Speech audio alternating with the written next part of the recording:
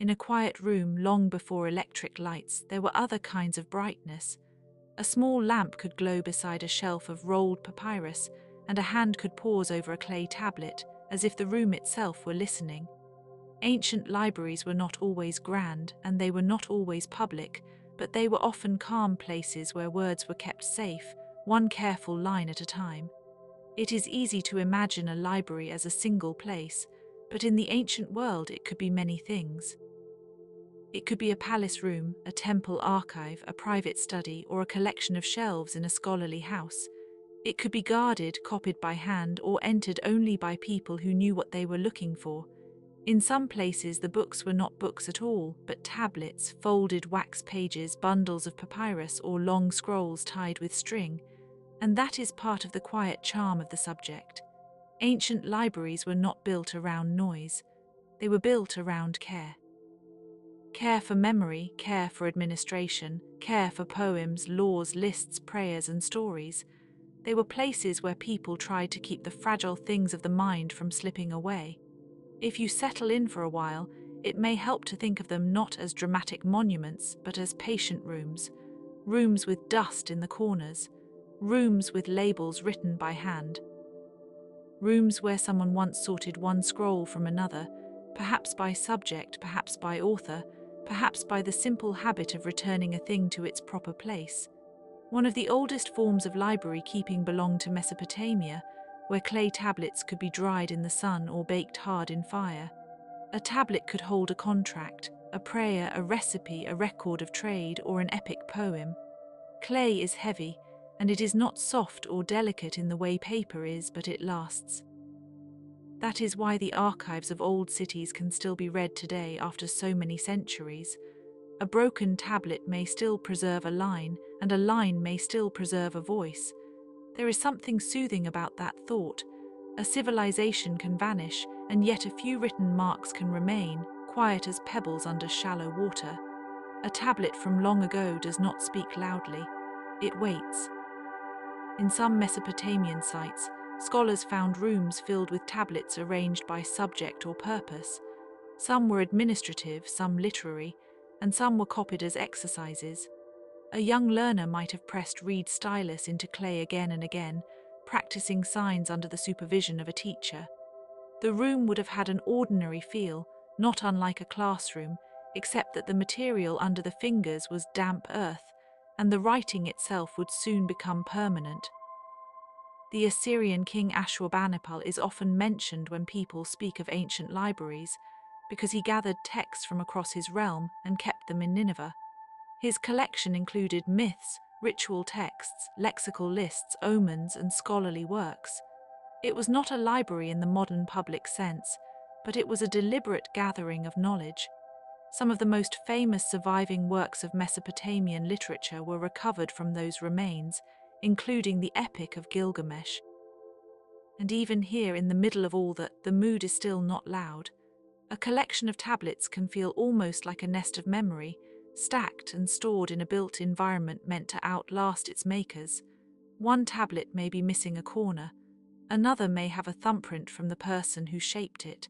Another may carry a scribal note at the edge, as if the writer knew a future reader might come along one day. If you imagine the shelves of an ancient library, you may not need to picture polished wood.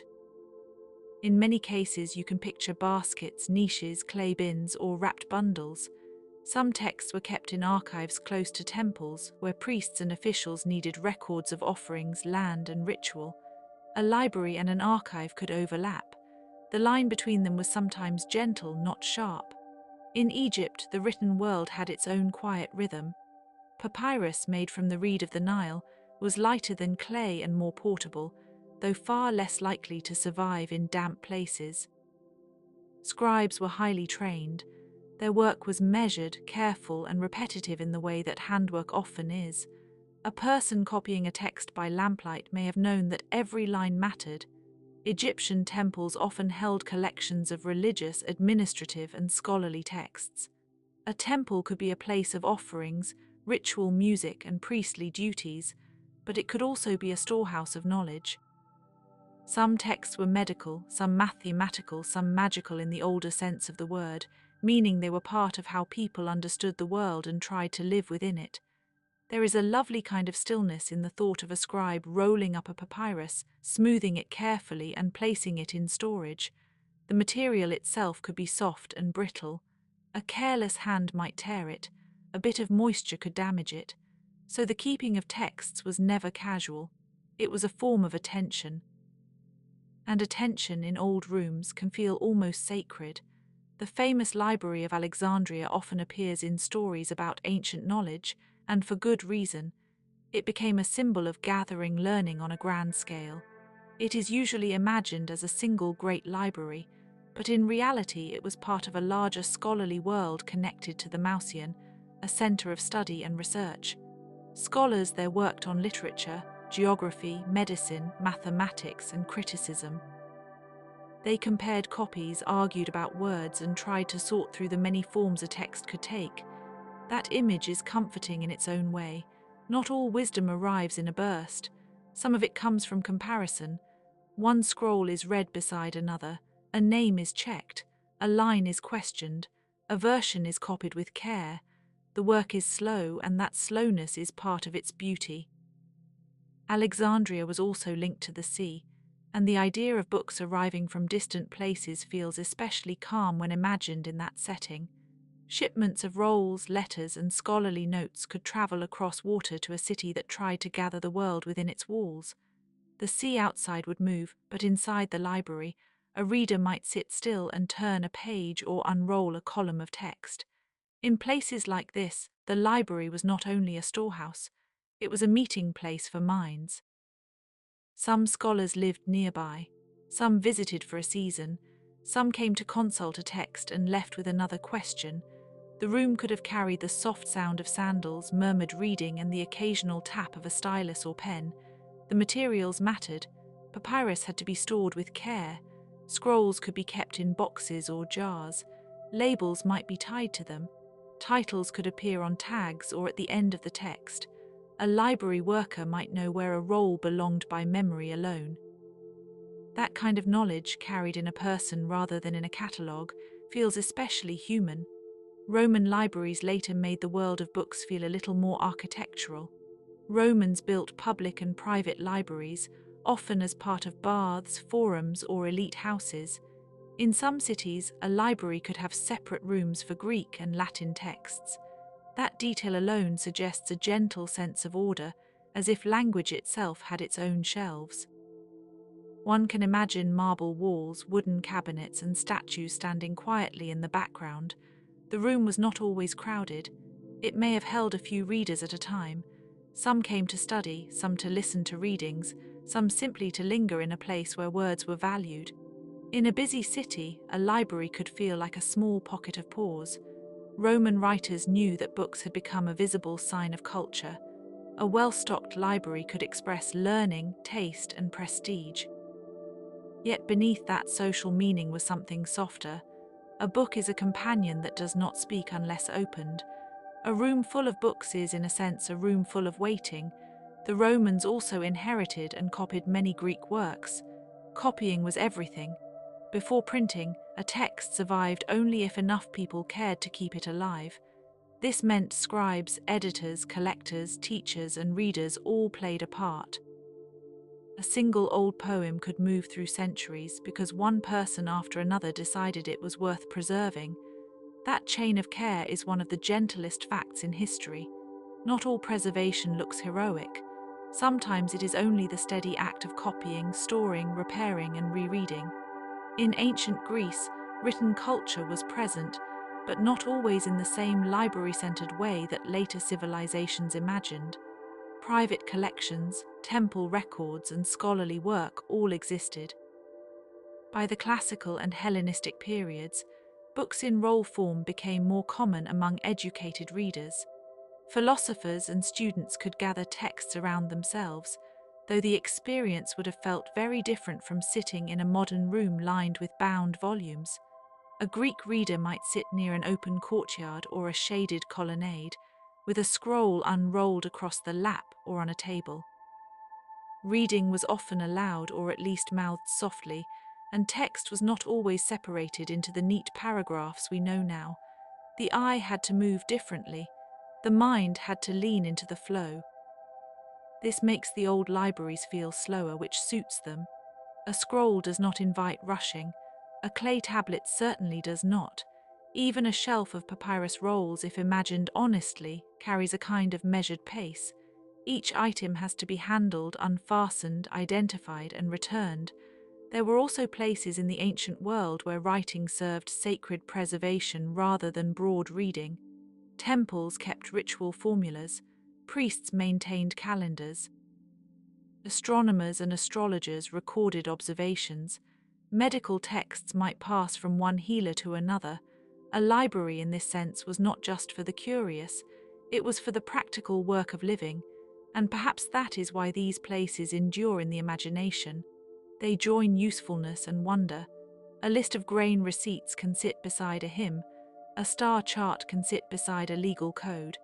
A tax record can share space with a myth about kings and gods. The ancient written world was broad and very human.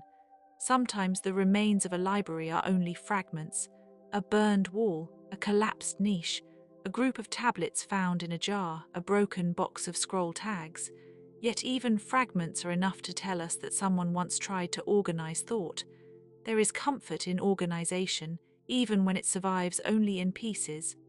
A library room may have had a smell we can no longer know, though we can imagine it gently. Papyrus, wood, oil smoke, dust, limestone, damp clay, wool robes, and the faint metallic scent of tools. It would not have been the fragrance of a modern bookstore. It would have been older, earthier, and quieter. And the light would have mattered. Before glass windows became common, many reading spaces relied on openings, courtyards, oil lamps, and reflected daylight. The hour of the day shaped the room. Early sunlight might fall across a shelf. Evening might leave the corners dim. A reader would naturally slow down as the room grew darker. In some ancient libraries, especially within temples or elite estates, the books were guarded by staff or scribes who knew their arrangement well. The idea of a keeper of texts is a lovely one, not a dramatic figure, but a careful one, someone who knows that the order of things can matter and that a misplaced roll is a small disorder worth noticing. There are old catalogues and lists that show this impulse clearly. A list of titles, a shelf marker, a record of loans or storage, all of these suggest that ancient people were not casual with knowledge. They wanted to find things again. They wanted to remember where a thought had been placed. That desire is familiar. Even now we save notes, bookmarks, folders, and labels. The tools change, but the human wish is the same. We want to keep what matters close at hand. A special calm comes from imagining scholarship as a daily habit. A scholar in the ancient world might rise early, wash, dress, and walk to a study room or archive. There would be reading, copying, comparing, and discussion. Some days might be devoted to one text only. A single line could occupy an hour. A word could lead to a margin note. A margin note could lead to a question no one had settled before. Not all libraries were large, and not all large libraries survived. Fires, floods, war, neglect, and the slow decay of material took their toll. But loss is part of the story, and so is survival.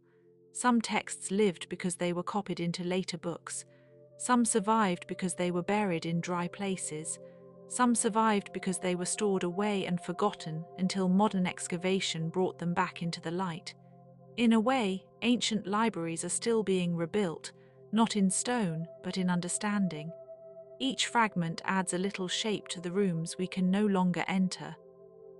If you think of a library as a kind of memory palace, the ancient version might have had fewer shelves and more thresholds. A room could hold legal archives, another could hold sacred texts, another might keep teaching materials, another might be reserved for a ruler's personal collection. The boundaries were practical, but they also gave the whole place a composed feeling. Imagine a person moving from one chamber to another with no hurry. The sandals make only a soft sound. The air is still. A rolled text rests in the hand. Outside, life continues with its markets, greetings, and work, but here the day is compressed into one small act of reading. Books themselves were precious. A roll required materials, labor, and time.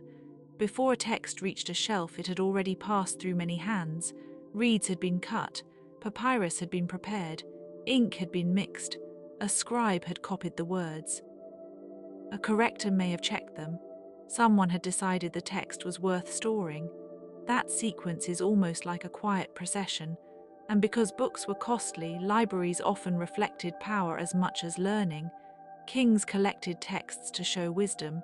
Temples kept records to maintain order. Elite households displayed reading as a mark of status, yet the beauty of the result is not lessened by that. Even when knowledge is gathered for prestige, it can still serve future readers with generosity. Some ancient libraries also stored multilingual materials. This is another gentle reminder that the ancient world was connected. Trade routes, conquest, migration, and diplomacy all carried words across borders. A library could hold texts in more than one script or language. A reader might need training to move between them, which made scholarship itself a kind of patient crossing. There is a quiet fascination in old scripts, cuneiform pressed into clay, hieroglyphs carved into stone and written in ink, Greek letters flowing on papyrus, Latin copied by hand, Aramaic, Demotic, Hebrew, and many others, each with its own rhythm and shape. To look at an ancient manuscript is to see thought turned into pattern. Patterns can be restful, repeated signs, evenly spaced lines, margins, columns, lists.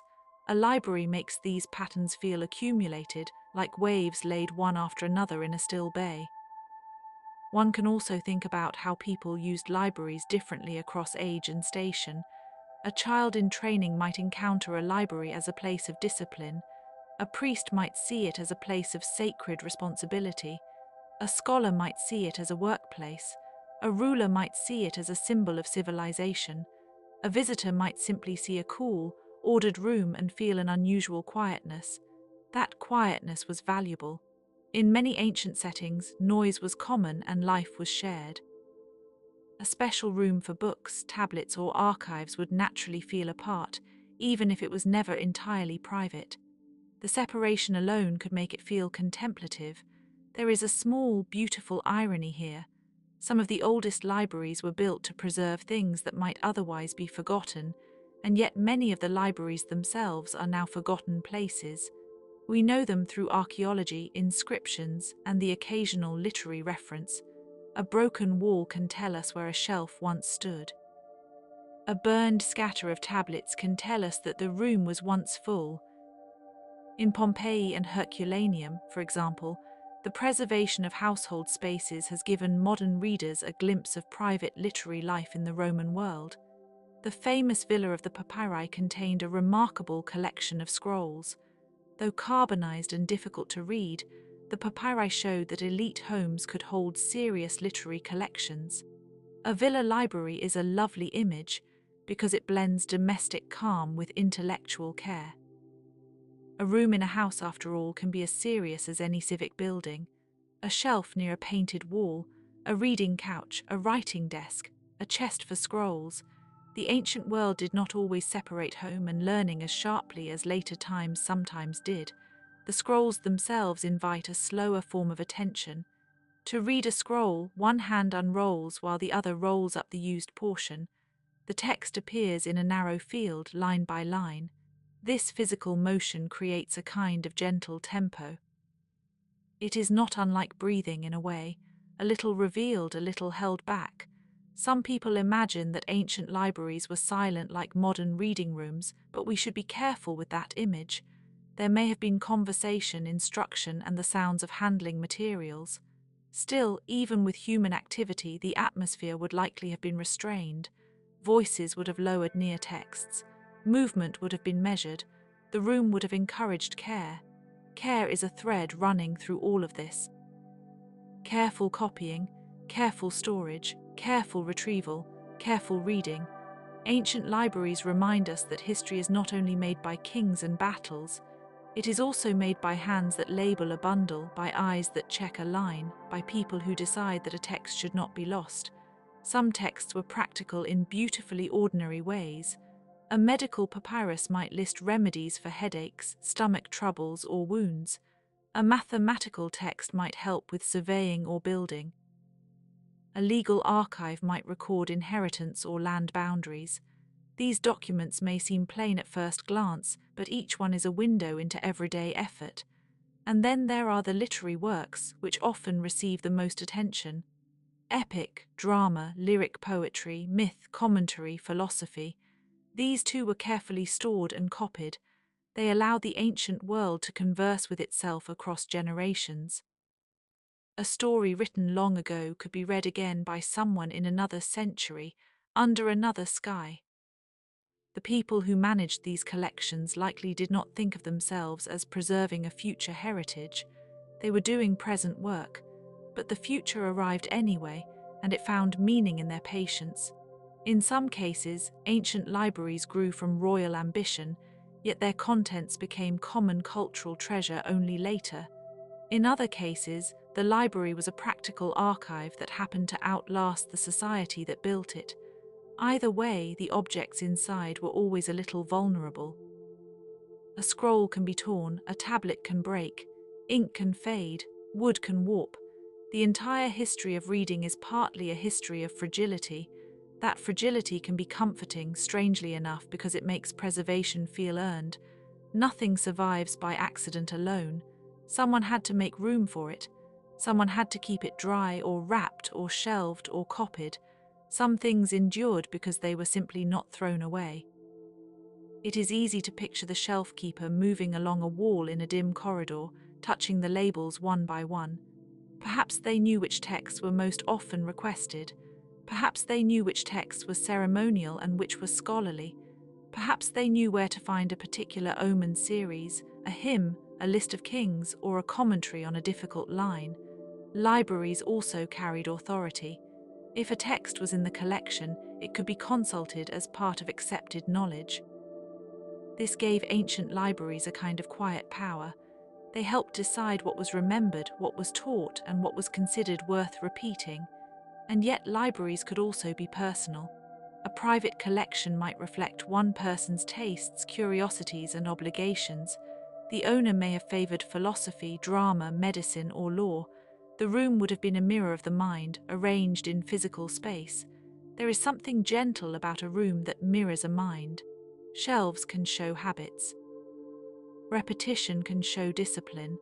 Gaps can show use. A missing scroll can mean a reader has taken it away, or that it has simply been lost to time. Both possibilities feel very old.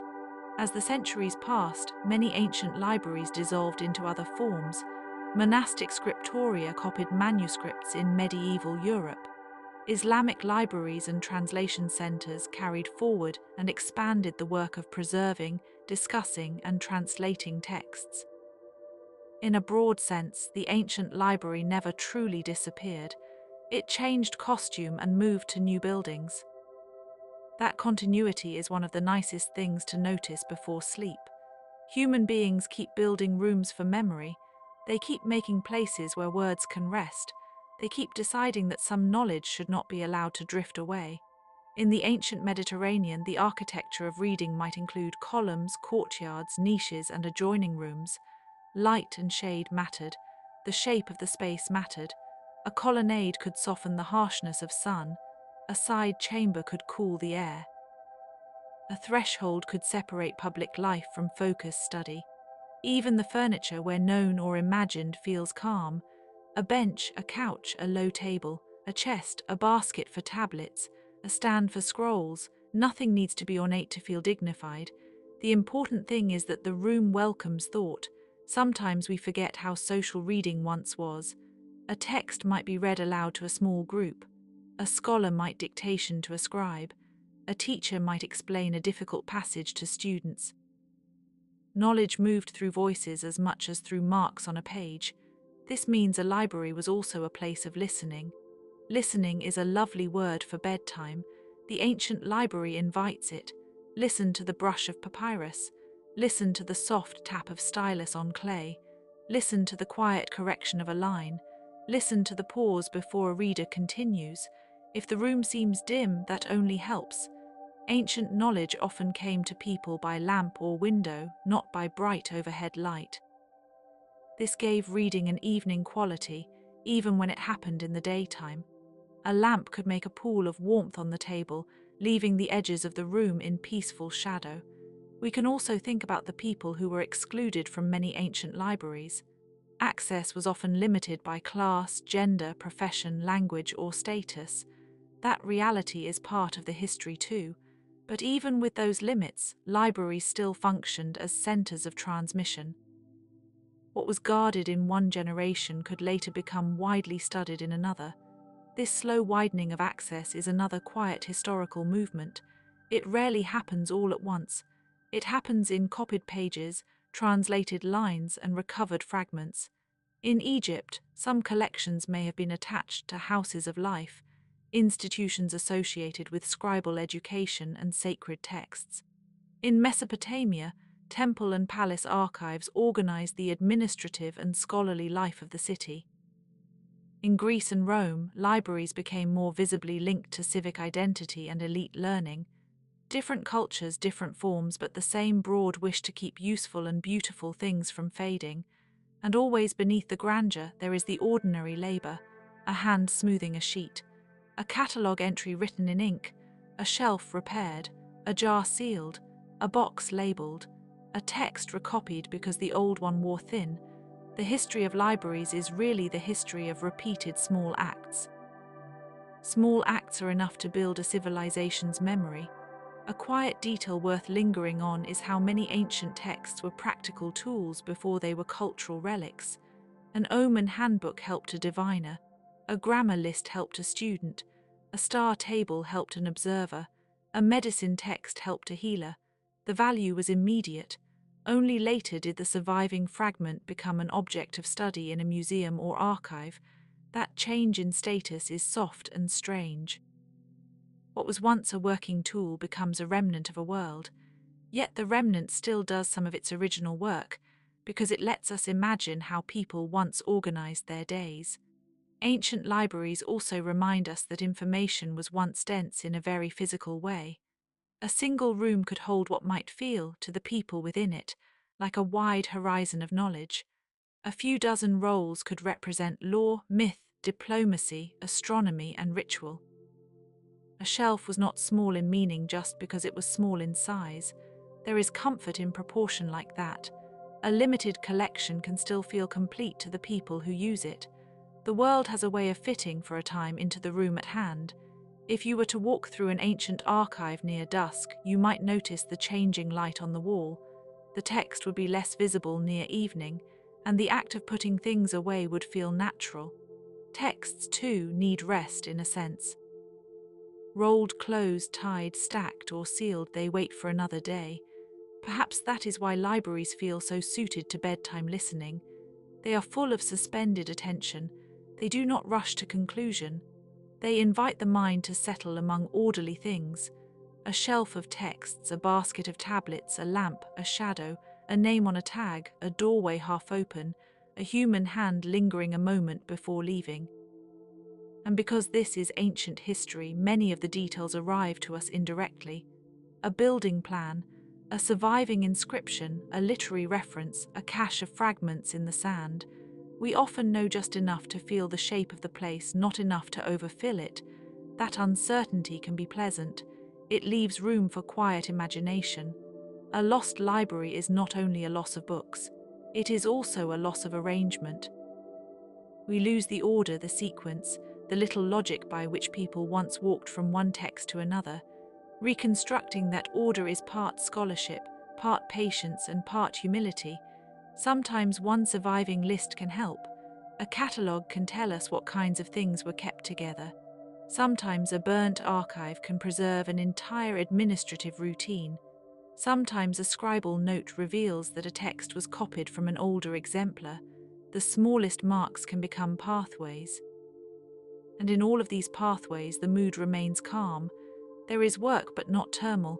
There is loss but not despair. There are broken pieces but also the steady fact that any piece recovered can still be read. One might even say that libraries teach a kind of gentle resilience. They show how human beings respond to impermanence by making places for repetition. Copy again, store again, read again, repair again, label again, return again. This rhythm seems older than cities, older even than formal archives. It may be one of the quietest human instincts.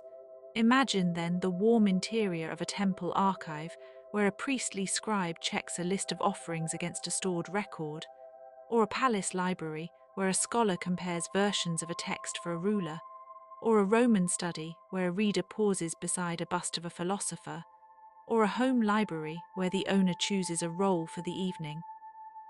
Each scene is different, and yet all share the same dignity of attention. Attention makes a room special. A library is simply a room where attention has been gathered and stored in objects. Some ancient texts were written on perishable material and placed in dry regions where the climate kindly preserved them. Others were copied onto more durable surfaces because they needed to endure. The choice of medium often depended on use. A tablet could be practical for lists and archives. Papyrus could be lighter for literature and correspondence.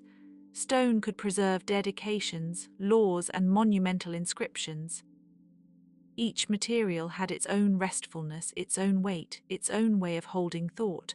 And thought once held can travel far. A line of poetry copied in one city may be read centuries later in another. A law code carved for one ruler may become a clue for an archaeologist. A school exercise may reveal how a child learned to write. The ancient library was never only a place of storage, it was a place of passage. Sometimes the passage ends in the present moment, in a museum case or digital archive where modern readers see what survived. But even then, the object often still looks quiet, as though it remembers the old room. When we think of lost libraries, it is tempting to imagine a single great fire or a sudden disappearance. Often the truth is slower. Neglect, reuse of materials, earthquakes, moisture, the long forgetting that comes when a city changes and a building is repurposed or buried. History tends to fade by degrees. That gradual fading is oddly gentle. It is not the same as a dramatic ending. It is a series of small losses stretched across time. And against that, the work of librarians, archivists, scribes, and readers stands out even more clearly. They are the people who resist fading in ordinary ways. A very old room filled with texts would likely have had a feeling of layered time. Newer writings added beside older ones, marginal notes beside original lines, revised copies beside worn copies. The room would have been a living arrangement of the past and the present quietly sharing space. That is perhaps the best image of an ancient library at rest, not frozen but layered, not grand in noise but grand in patience, a place where clay, papyrus, ink, and human care all meet under one roof. If your mind is growing drowsy, you may let these images pass through slowly. A tablet cooling after firing, a scroll tied with thread, a shelf in shadow, a label written in a careful hand, a lamp burning low, a scholar leaning close, a door opening to the dusk. There is no need to hold on to every detail. Ancient libraries were themselves places of gentle accumulation and then gentle release. A text was placed, retrieved, read, and returned. A room was filled and then, over long centuries, emptied by time, yet some of its contents remain with us still. The surviving pieces are enough to suggest the calm labor behind them, enough to show that people once sat in quiet places and tried to keep knowledge from slipping away, enough to remind us that civilization is often built not only by builders and rulers, but by keepers, keepers of tablets, keepers of scrolls, keepers of names, keepers of lists, keepers of stories.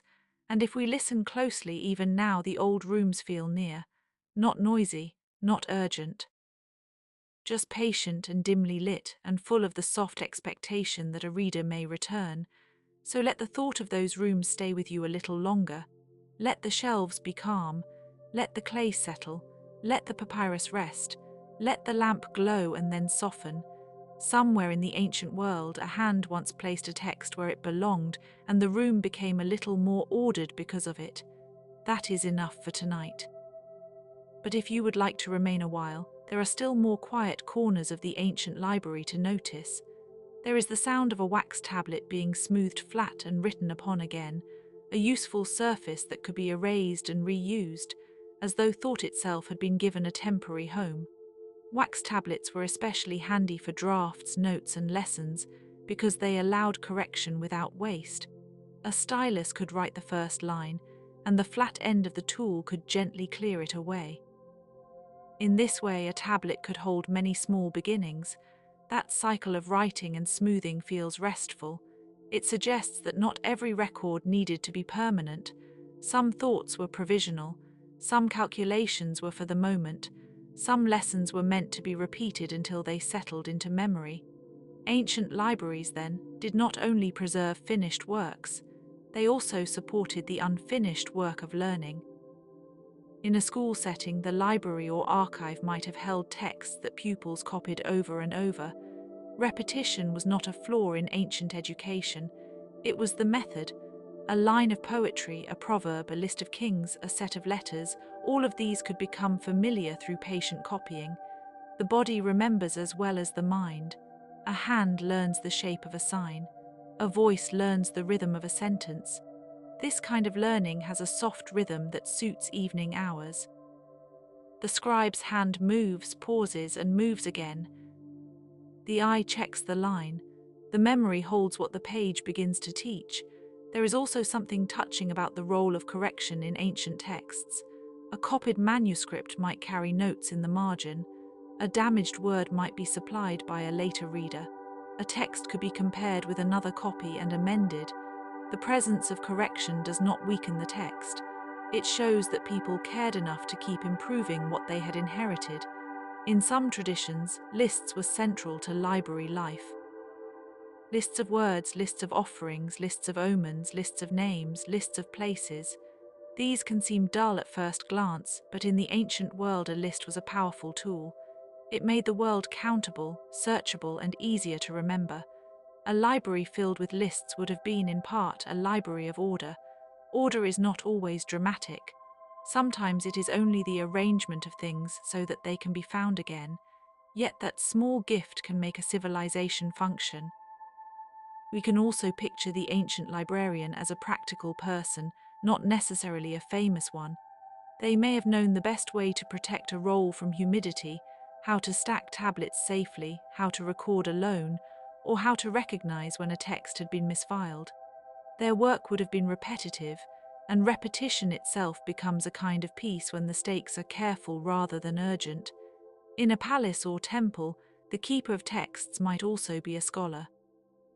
That means the same person could arrange a shelf and then consult it. The division between librarian and reader was often thin. One could easily become the other within the same hour. There is a quiet delight in thinking of books as objects of care in the old world. A scroll might be wrapped in cloth. A tablet might rest in a basket lined with straw. A codex, when later forms appeared, could be tied or stored in a chest. Protection often looked simple, but simple protection can be very effective. The ancient world also loved inscriptions.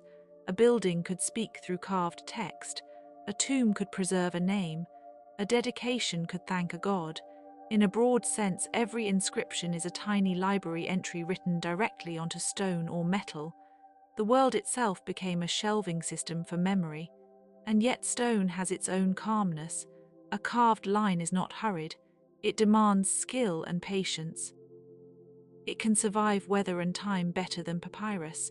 That is why some ancient libraries included both portable texts and monumental records. The balance between them is worth noticing. One medium traveled, another endured, one was handled in rooms, another marked the city itself. In the scholarly world of Alexandria and other Hellenistic centers, editing became an art. People compared manuscripts, corrected copied errors, and annotated difficult passages. This meant that the library was also a workshop of interpretation. A text could be revisited, not just stored. The past was not a sealed cabinet. It was an ongoing conversation. That conversation sometimes included rival versions of the same story. Which line was original? Which meter was correct? Which reading better fit the author's style? These questions may sound exacting, but they are rooted in care. The goal was not simply to possess a text, but to understand it. And because understanding comes slowly, libraries became places of patience by necessity. One of the most peaceful things about ancient libraries is that they connect the mundane and the lofty without strain. A tax record may sit in the same broader culture as a philosophical treatise. A grocery list, if one survived, belongs to the same world as a hymn. This coexistence makes history feel less distant. The old world was not only heroic, it was administrative, domestic, and repetitive too. That repetition can be very soothing to think about. Each morning a scribe may have returned to the same desk. Each season a temple archive may have reviewed the same cycles of offerings. Each year a school may have copied the same exercises. The continuity gave structure to time. Time in the old library may have been measured more by task than by clock. Before modern schedules became dominant, a great deal depended on daylight, seasonal rhythms, and the pace of work. The library would have followed those rhythms: morning for reading, midday for heat and rest, evening for closing and safeguarding the texts. In some places, especially in the dry climate of Egypt, the preservation of papyrus was easier than in damp regions. That climatic kindness has given us treasures that might otherwise have vanished entirely. But even there, survival was selective. A text buried in a jar, sealed in a tomb, or tucked into a dry chamber had better chances than one left exposed. Chance and care worked together. A library is therefore both an institution and a weather story. It exists partly because humans make it, and partly because climate permits it. That delicate partnership gives the surviving remains their special feel. If you imagine the ordinary objects in an ancient library, you may start to feel how domestic it could be. A clay lamp with a blackened rim, a reed pen, a knife for trimming writing reeds, a pot of ink, a wooden stool, a cloth for dusting. These are humble tools, yet together they support the enormous task of cultural memory. Memory becomes less abstract when seen this way. It is not just an idea, it is a set of handled things. Sometimes the room itself would have been the point. A palace might boast a library as evidence of refinement. A temple might hold texts as evidence of sacred continuity. A house might contain a private collection as evidence of learning. The architecture then communicated something to visitors before they even read a word. It said, "Here, words matter." This simple statement can be felt almost physically. A room lined with knowledge alters the pace of breathing. One naturally lowers the voice. One slows the step. One becomes aware of moving carefully among stored thought. It is worth remembering, too, that many ancient texts were written for an audience very different from ours. Some were intended for specialists, priests, officials, or scholars. Some were instructional. Some were recited aloud. Some were used in ritual contexts and may never have been meant for broad reading. A library could therefore contain texts ranging from the highly practical to the deeply ceremonial. That range is beautiful. It shows that humans have always needed both utility and meaning. We count and calculate. We pray and sing. We record and imagine. The library held them all under one roof. A very old archive room might also have had a sense of enclosure that modern open-plan libraries do not. Fewer windows, thicker walls, narrower doorways, a greater contrast between bright exterior and shaded interior. That contrast could make the room feel more intimate, almost cocoon-like, as though it were protecting its contents from both sun and wind. A protected room invites a protected pace. This is perhaps why the idea of ancient libraries feels so restful. They are places where time is put into order and held briefly before being passed on. There is a small wonder in the fact that many modern reconstructions of ancient libraries are built from bits and guesses. An inscription here, a foundation there, an inventory elsewhere. Scholars piece together not only what the room contained, but how people moved through it. And movement matters. A library is not just storage, it is a path through stored things.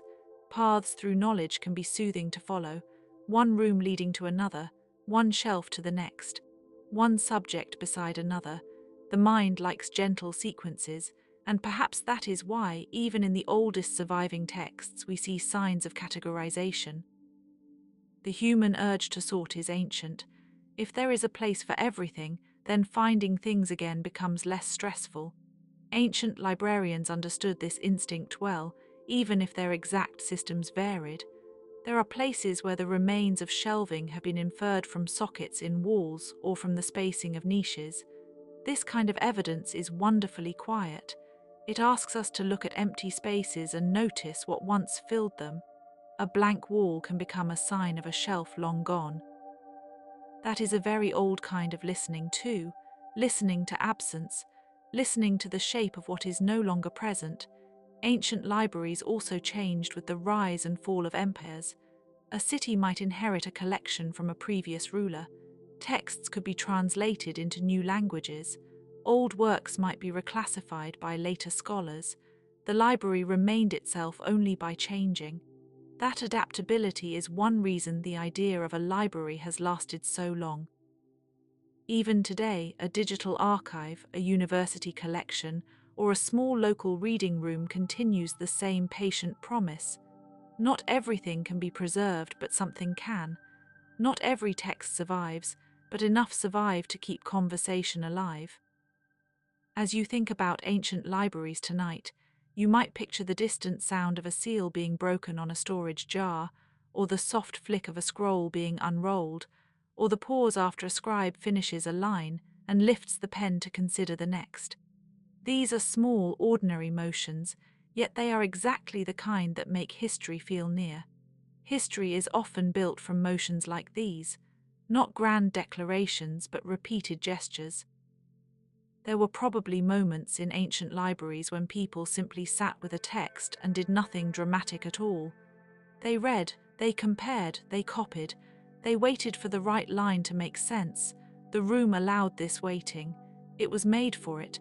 Waiting is an underestimated human activity. In a library, waiting becomes attention. The reader waits on the next line. The scribe waits for the ink to dry. The archivist waits to see whether a text will be requested again. The building itself waits through the night. And when morning comes, the same room is there, ready again. The endurance of ancient libraries, even in ruins, suggests a deep truth about human culture. We keep returning to the places where memory is organized. We like to know where things are. We like to know what came before. We like to feel that the words of the past can still be reached if we are patient enough. This is a soft and reassuring idea. Nothing is fully lost while it is remembered, and many things are remembered because someone once kept them in a quiet room. So let the ancient shelves remain in your mind for a little while longer. Let the clay tablets rest where they are. Let the scrolls stay tied and safe. Let the lamp burn low and warm. Let the archive walls hold their calm. The old libraries do not ask for much, only attention, only care, only the willingness to imagine a room where the world was once placed into order by hand, one text at a time. And now, as the evening grows deeper, we can allow the library to become more distant, more dim, more peaceful. A corridor empties, a door settles shut, a final roll is returned to its place. The lamp is lowered, dust floats in the last amber light and then disappears into shadow. Somewhere beyond the wall, the ancient city continues its slow night, but inside the library everything is still and ordered and gentle. That stillness can rest here with you quietly as long as you need it, and if your thoughts drift away, that is all right. Ancient libraries were made to hold what matters, and now they can hold this calm hour too. A room, a shelf, a text, a hand, a lamp, a pause, just enough to rest. Just enough to remember that knowledge, when cared for slowly, can feel like a place to sleep. In the later ancient world, as libraries spread and changed, a new kind of book began to appear more often, the codex, bound like a small stack of pages. This format was more compact than a scroll and easier to open at a chosen place. At first, scrolls remained common, especially in older literary and scholarly traditions, but the codex gradually became important because it was practical. A reader could flip back and forth with less effort, and a text could be referenced more quickly.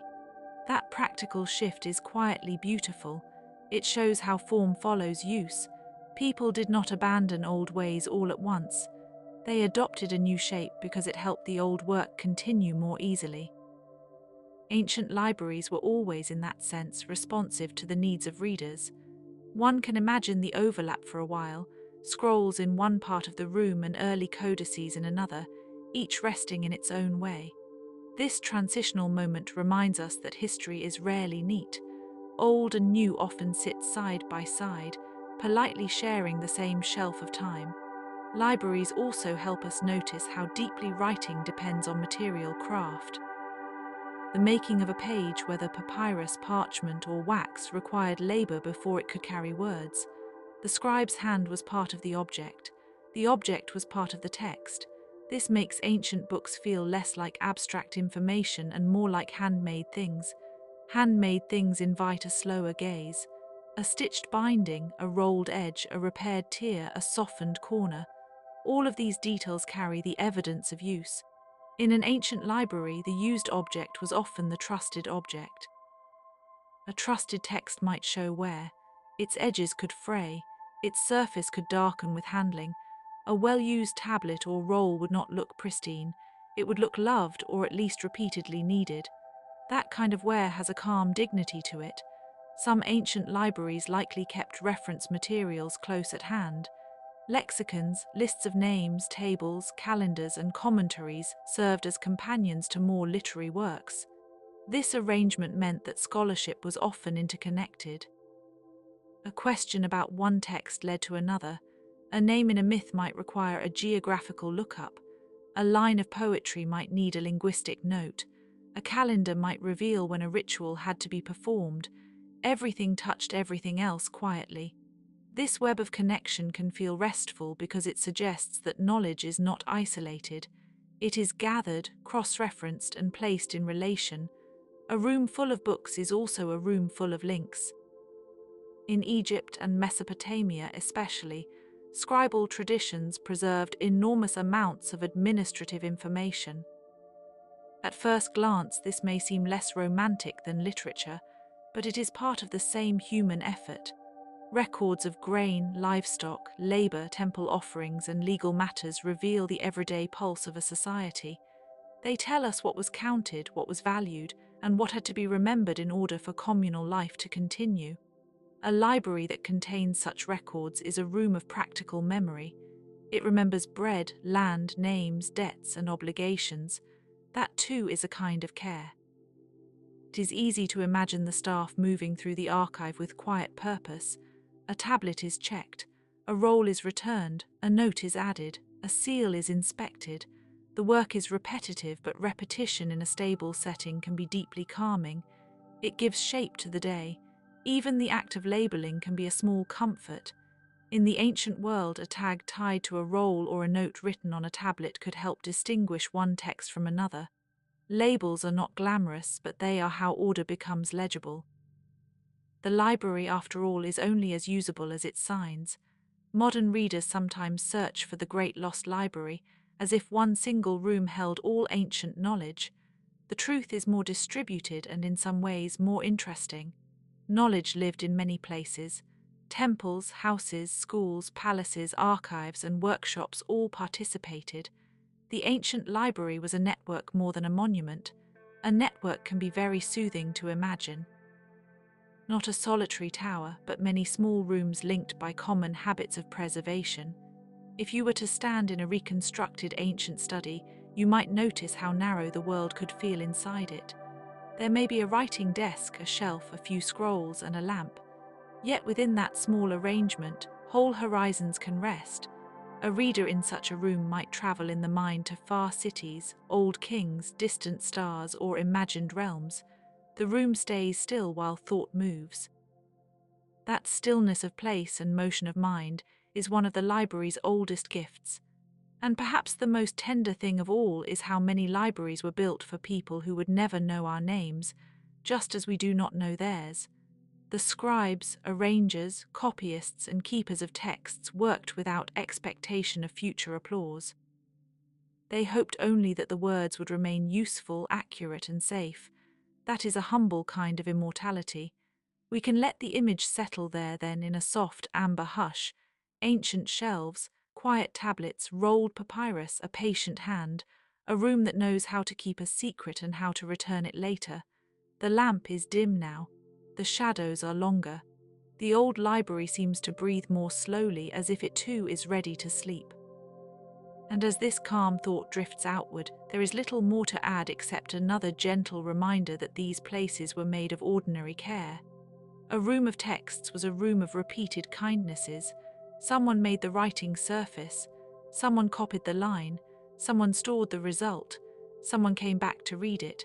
Someone else came later and did the same. That is enough to build a long, quiet human story. So rest with that story for as long as you like. A library does not need to be loud to be full. An ancient shelf does not need to shine to be important. A clay tablet does not need to be perfect to be remembered. And now the words can soften further, becoming less like details and more like atmosphere. The air in the room is warm, the light is low, the pages are still. The archive waits in its own patient darkness. Nothing is required of you now. Only a little rest, and perhaps the faint image of an old library, holding the world gently in its hands. In the very deep quiet of the night, one can even imagine the after-hours life of such a place, when no reader remains and the custodian has gone, and the shelves stand by themselves. The clay tablets do not move. The scrolls are tied. The jars are sealed. The room is not empty exactly because it is full of the idea of what it has kept. Ancient libraries often feel most vivid in this pause between use and return. This pause is familiar to anyone who has put a cherished book back on a shelf and looked once more at the room. The object remains, the usefulness remains, and yet the room changes as you leave it. That small movement is a soft version of history itself. Presence becomes memory, and memory becomes place. The oldest archives may not have been open to everyone, but the impulse behind them was broadly human. People needed to know what had happened, what had been promised, what had been taught, what had been said by those before them. A city without records would be like a mind without recall. The library gave recall a room. And if the room was cool, if the walls were thick, if the shelves were orderly, then perhaps the people who entered it felt, even briefly, that the world could be managed by steady hands. Not completely, never completely, but enough for the next day's work. This is part of why ancient libraries can be such comforting subjects. They offer order without insisting on perfection. They show fragility without dwelling in fear. They remind us that knowledge can survive through modest means. A box, a shelf, a trained hand, a copied page, a dry corner, a patient reader. We can stay with these small things, a reed pen drying on the table, a cloth over a stack of rolls, a figure crossing a courtyard with a bundle under one arm, a beam of light sliding slowly along a wall, a second lamp being lit, a note being tucked into place, a name being checked against a list.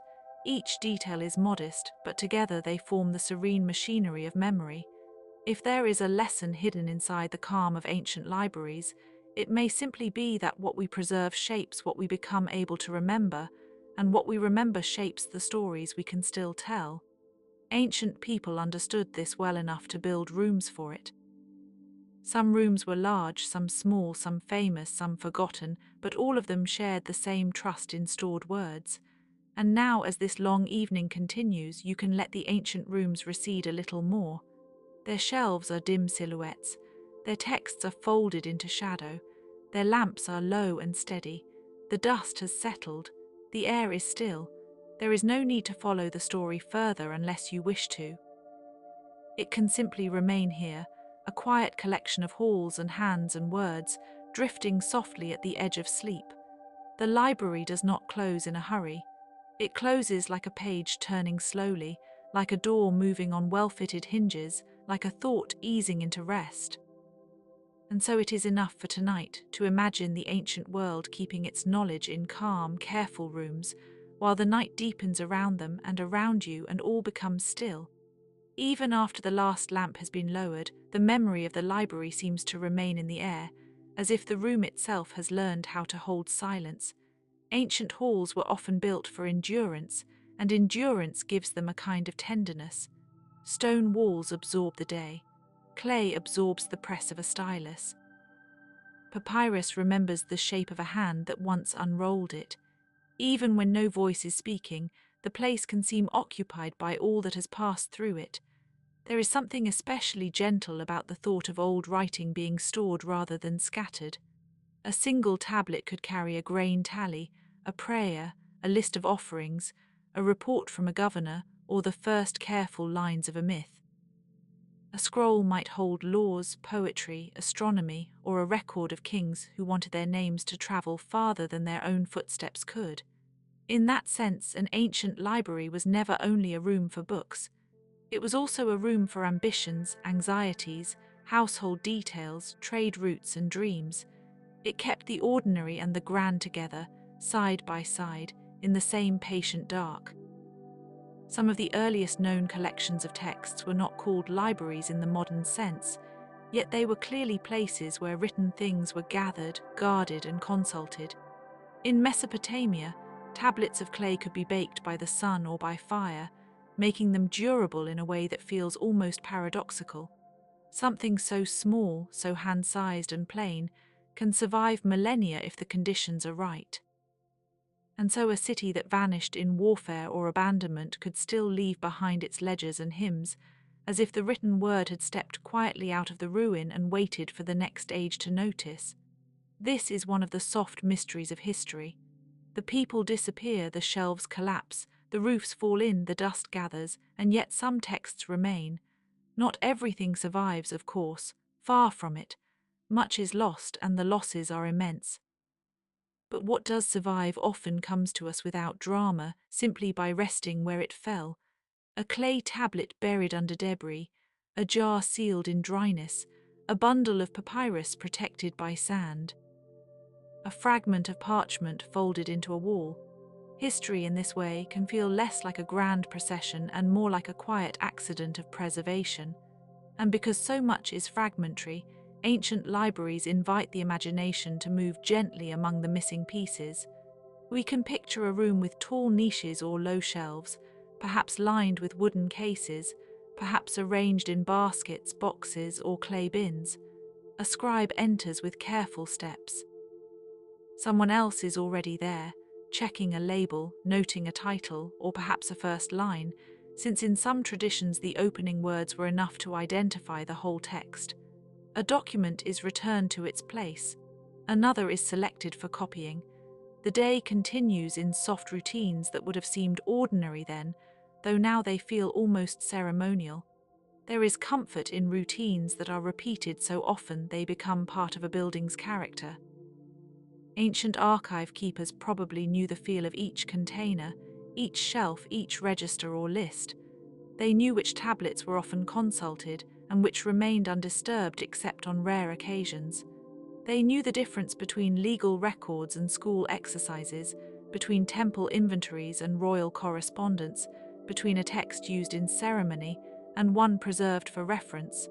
Such distinctions may have mattered deeply, but the handling of all of them was likely quiet and careful. The hands that organized knowledge were hands trained to be steady. In the great libraries of later antiquity, especially in places like Alexandria, the idea of gathering the world's learning into one center took on a more famous form. Alexandria has become almost mythic in modern imagination, and perhaps that is fitting for a library that existed in the shadow of wonder. We picture scholars coming and going, ships in the harbor carrying scrolls, officials searching for texts, copyists at work, and rooms filled with commentary, debate, and classification. Even the uncertainty around how much was truly there lends the place a dreamlike quality. The library becomes not only a historical institution, but an image of the human desire to gather what is scattered. The famous stories around Alexandria are partly what make it so haunting. We know that libraries can be lost. We know too that their loss is often gradual rather than sudden. A change in patronage, a shift in political power, a fire, neglect, copying practices altered by time, disputes over what should be kept, What should be discarded, what should be duplicated, what should be allowed to fade. The ending of a library is often made from many small endings. A shelf no longer repaired, a budget reduced, a room repurposed, a tradition interrupted. And yet even in loss, the image persists, because people remember that such a place once existed and once mattered greatly. Another ancient center that feels deeply resonant is the House of Life in Egypt, a title that suggests something broader than a library alone. These were places connected with temples, learning, medicine, copying, and sacred knowledge. The phrase itself is beautiful and quiet, as if the keeping of texts were inseparable from the keeping of life. There too, the written and the practical could meet without friction. A medical papyrus might sit near ritual formulae. A myth might share space with administrative records. Knowledge was not yet split into the highly specialized categories familiar to us now. It moved more fluidly, like water finding its channel. One can imagine a scribe in such a place with ink on the fingers, a reed pen resting near a palette, and a tray of papyrus sheets cut and prepared with care. The materials were humble, but the labor behind them was not. Papyrus had to be made from the plant's fibers, pressed and dried. Ink had to be mixed. Lines had to be ruled. Mistakes had to be corrected, sometimes by scraping or by writing anew. Every document represented time. Time in harvest, time in copying, time in training, time in reading aloud, time in storing, time in retrieving. Ancient writing was not effortless. That may be part of why it feels so dignified. And then there are the libraries and archives known through scattered evidence rather than complete survival, like the one associated with Nineveh, where the Library of Ashurbanipal produced a remarkable body of texts. Even the sound of that name has a long, deep rhythm, fitting for a royal collection. Tablets from such archives preserve epics, omen texts, prayers, administrative records, and lists. The famous Epic of Gilgamesh travelled across time in tablet form, and though its lines are incomplete in places, the surviving parts still carry their quiet grandeur. A hero seeking meaning, a friend lost, a flood remembered. A journey that cannot be finished by force alone. Such stories are old, but their emotional weather remains recognizable. It is touching to think of a library preserving not only practical knowledge, but also the oldest forms of human reflection. Why are we here? What lasts? What is friendship? What is a city? What is a god? What is a king? What happens to names after death? Libraries made room for these questions without needing immediate answers. They allowed questions to rest beside inventories and contracts. In this way, they resemble the mind in a state of calm wakefulness, where many thoughts can coexist without demanding resolution. Some ancient libraries likely smelled faintly of cedar, dust, oil, ink, and dry reeds. Not unpleasant, perhaps, but distinctive. A smell can become a kind of map. In a room full of scrolls, the scent of papyrus and glue might mingle with smoke from lamps. In a room of clay tablets, there would be the dry mineral smell of earth and the residue of heat. Libraries were not sterile places. They were alive with the materials of making. Their beauty came partly from that. They were built from substances that came from riverbanks, fields, trees, and hands. And if the shelves were crowded, perhaps that crowding itself was a sign of care. To preserve many texts is to accept the burden of keeping them close. Each item asks for attention. Each item must be remembered in the right order, returned to the right place, and protected from moisture, insects, confusion, or fire. Some texts were surely more valued than others, but the presence of a collection at all suggests a culture willing to spend energy on continuity. People often think of ancient life as harsh, and in many ways it was. Yet the existence of libraries shows that even in harsh conditions, there was time made for thought, record, and transmission. There is also the quiet and sometimes amusing fact that ancient libraries were not necessarily silent in the modern sense. Reading aloud was common in many periods and places. A room might contain the murmur of recitation, the scrape of a reed, the rustle of rolled papyrus, a request for a title, a question about a line, the soft correction of a scribe. Silence, when it came, would have been a matter of atmosphere rather than an absolute rule. Still, from the distance of centuries, we imagine the stillness first because stillness suits memory and sleep. We imagine a hall where sound has settled. We imagine the words waiting rather than speaking. In the Greek and Roman worlds, libraries became associated not only with record keeping, but with culture, philosophy, and public prestige. Private libraries could belong to elite households, while public or semi-public collections signaled civic ambition. A ruler who built a library was making a statement about order, learning, and power. The collection itself could be both useful and symbolic. It could house legal records, literary works, histories, and scientific writings. It could also announce that a city wished to be more than a market or a fortress. It wished to be remembered as a place of intellect. The idea of ordering knowledge is itself ancient and oddly soothing. Texts were arranged by subject, author, or use. Catalogues or lists were kept so that a desired scroll could be found without searching blindly through every shelf. In some cases, scholars compiled bibliographic tools, which feels almost like a promise that information could be navigated rather than merely possessed. The effort required is easy to admire. To know where something belongs is a kind of care. To make it findable for others is a deeper care still. Even the fragility of these systems lends them a certain tenderness. A catalogue itself might be lost, a label might fade, a shelf order might be disturbed, a fire might erase what took years to gather. This does not make the effort foolish, it makes it brave. Human beings have often worked with temporary materials to preserve enduring thoughts. They knew the contradiction and proceeded anyway. That may be one of the loveliest facts in the history of libraries. In some ancient settings, libraries were attached to temples or palaces, which means their contents served both sacred and political functions. The gods and the state often shared a wall. A king needed records, a temple needed ritual texts, an astrologer needed omen tablets, a healer needed remedies and precedents, a priest needed hymns, a judge needed documents, a merchant needed accounts, a student needed exercises. The library, then, was not a single-purpose room, but a convergence point for many forms of human need.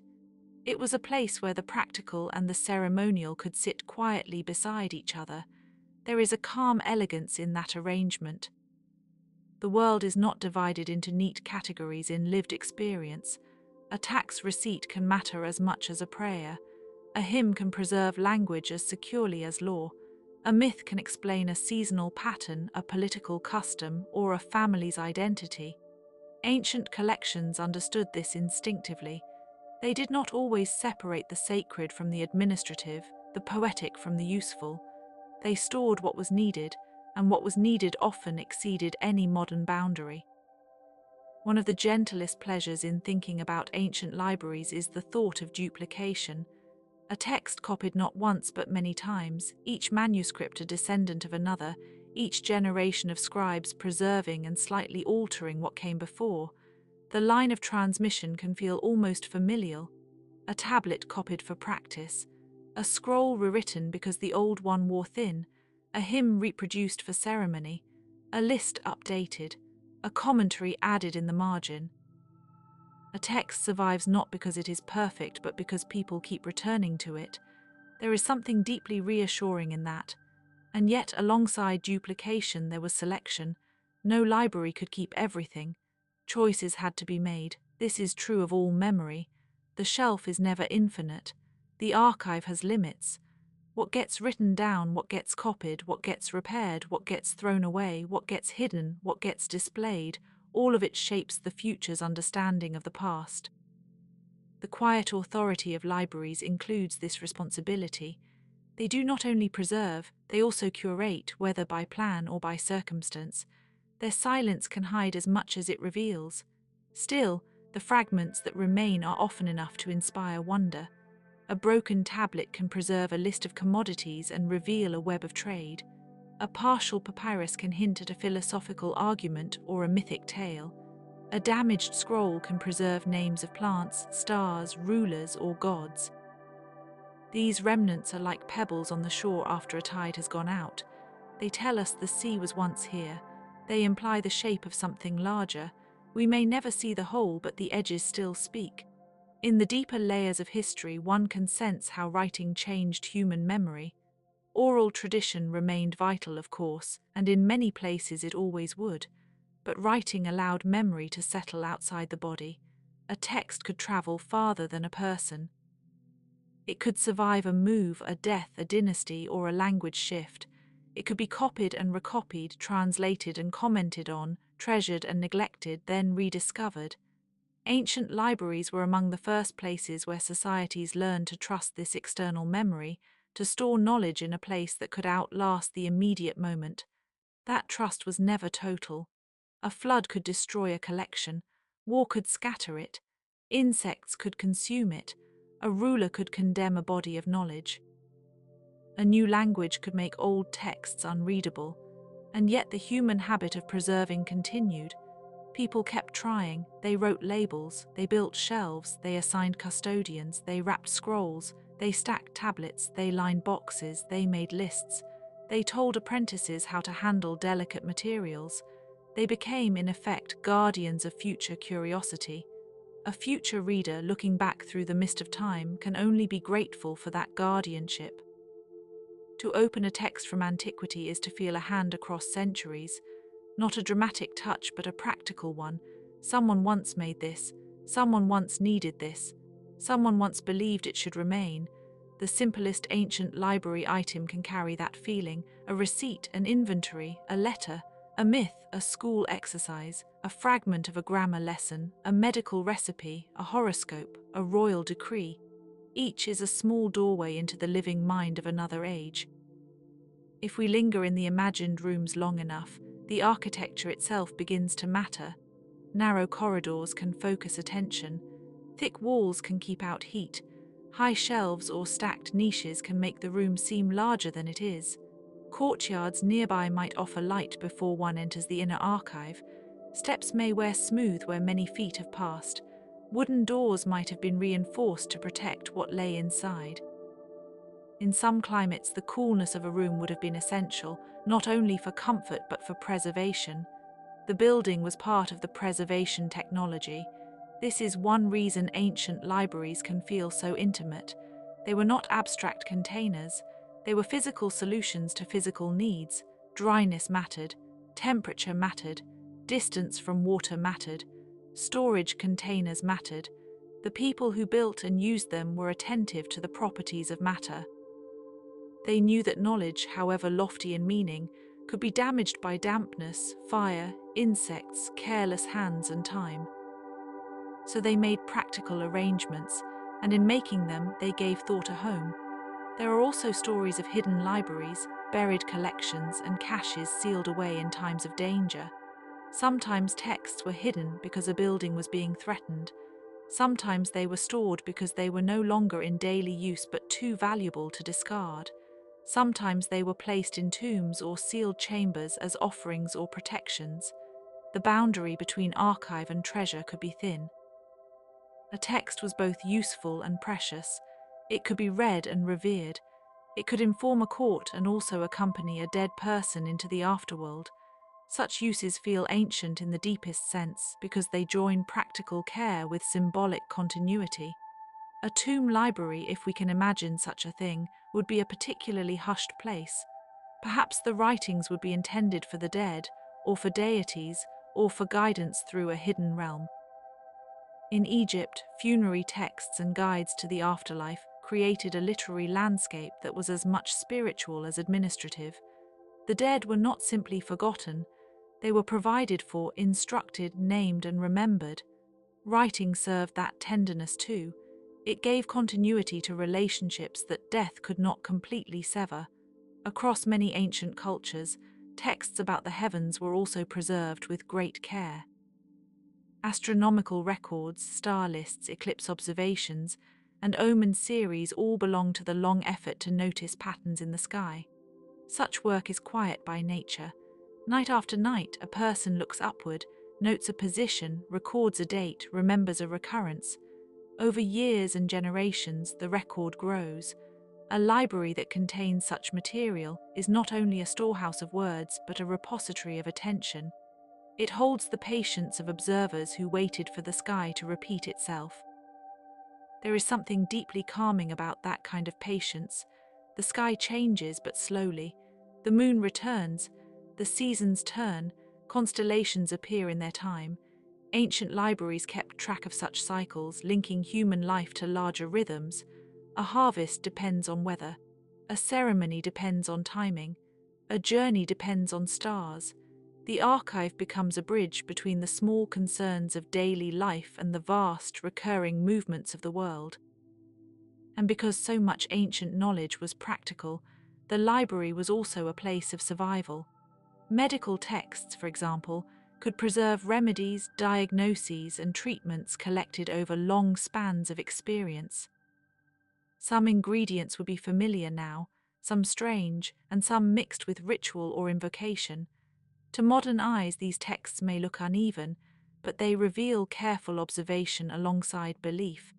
Ancient healers noticed symptoms, compared cases, and recorded outcomes. The library held those observations so that suffering might be met with remembered knowledge rather than isolation. Likewise, law codes and contracts preserved in archives show the structure of social life. They record debts, inheritances, marriages, property transfers, rations, labor obligations, and disputes. A library containing such documents is also a map of relationships. It tells us who owed what to whom, who belonged to which household, who held land, who had authority, who appealed to whom for judgment. In these lists and records, the social fabric becomes visible, thread by thread. It can seem dry at first glance, but it is the dry ground on which communities stood. One can think, too, of school tablets and practice texts, which are among the most human remnants of the ancient world. A student copying signs again and again, an error corrected, a line repeated, a proverb memorized, a lesson in accounting, writing, or interpretation. These objects are especially moving because they preserve the effort of learning. They show that antiquity was full of beginners.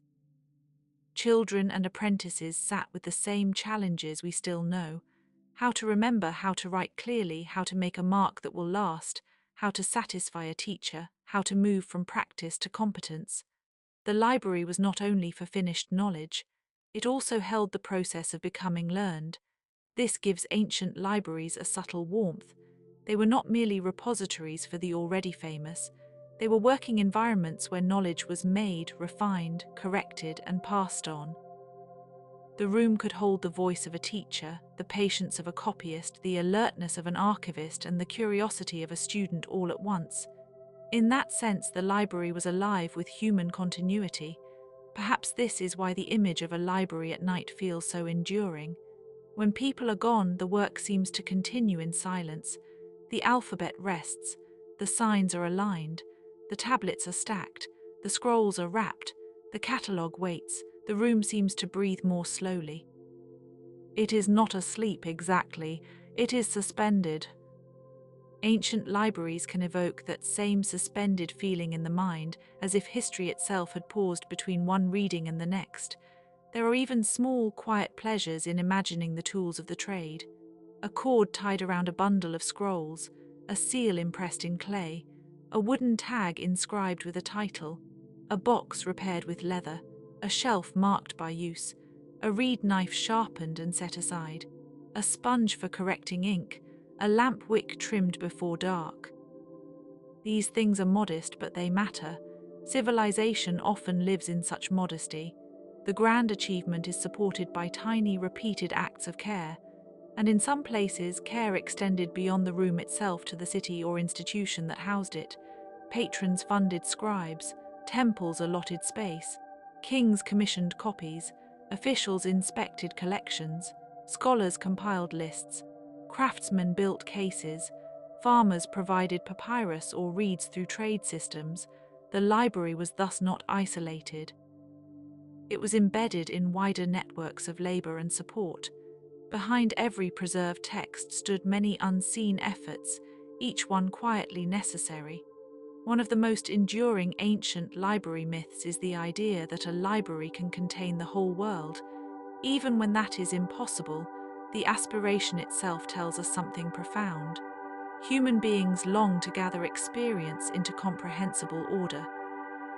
We long to make the vast manageable, to place the many into sequence, to keep the significant from slipping away. A library is one of the gentlest expressions of that longing. It does not stop time, but it gathers time. It does not solve mortality, but it delays forgetting. That delay can feel almost sacred. A voice from centuries ago speaks through a line of text. A recipe once practical becomes historical. A prayer once spoken into a ritual space survives as evidence of devotion.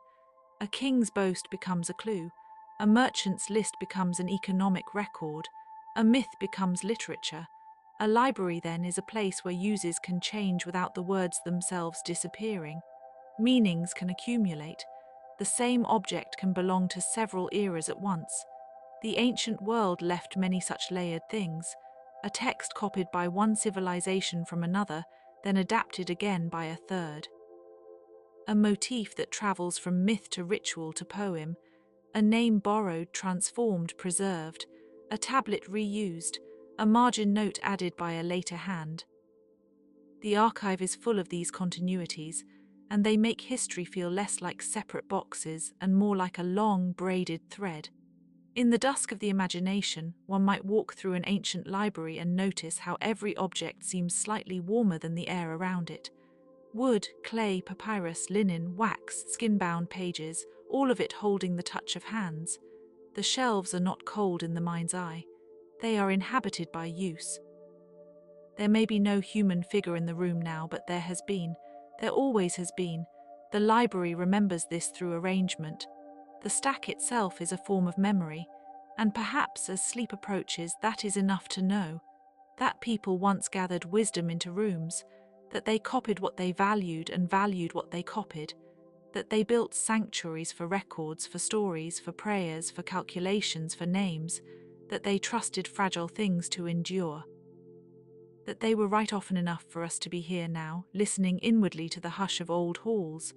So let the ancient shelves grow dimmer, let the scrolls settle deeper into their wrappings, let the tablets cool in the imagination's shadows, let the carved labels blur at the edges, let the lamps sink lower until the light becomes only a faint suggestion against the walls. The hall is still. The archive is safe for the moment. The world outside can wait. There is a final, comforting thought that follows all these quiet rooms.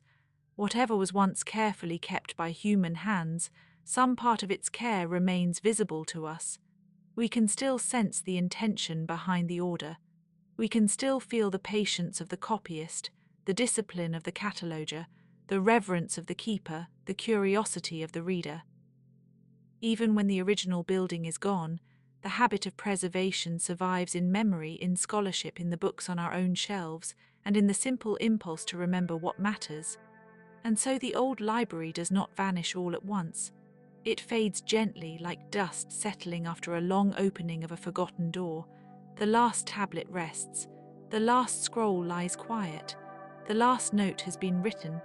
The room remains for a little longer as a soft shape in the dark. Then even that shape becomes smaller and smaller still, until it is only a calm idea, a place where ancient words slept safely, and where for this one peaceful moment they still do.